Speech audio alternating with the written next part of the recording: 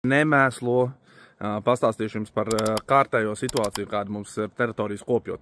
Ārā ir nokusis sniedziņš, ārā ir tāds skaists pavasarīgs laiks šobrīd, un mēs esam pārgājuši no sniega tīrīšanas, salas kaisīšanas uz krūmu zāģēšanām, uz teritoriju ģenerālajiem uzkopšanām, un pēc sniega nokušanas klasiskā aina gadu no gada.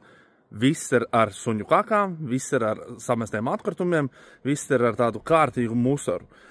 Bildes arī dažas iemetījuši, lai jūs redzat, kāds izskatās, un tad, ko mēs darām? Mēs staigājam un vācam, un īstenībā tās ir izmaksas. Tās ir izmaksas klientiem, tās izmaksas patiesībā pastarpināt arī jums, jo mēs esam tas izdevums, mēs esam tie, kas sakārto pēc tiem cilvēkiem, kas visu nomet zemē. Un tad es gribētu aicināt tik vienu, varbūt padomājam par to, ka, ja tu paslēp kaut ko zem sniedziņa, tad tas nenozīmē, ka tas ir pazudis, tas nesadalās. Tie atkritumi, tās plasmasas pudeles, tie papīri, tie izsmēķi, viss tas nav jāmet zemē, jāslēp zem sniedziņa. Tagad mēs esam sniegs ir nokusis, mēs tagad vācam tos atkritumus, mēs izzāģējam krūmus, un tur visur pavarās tāda aina, tāda miskasta.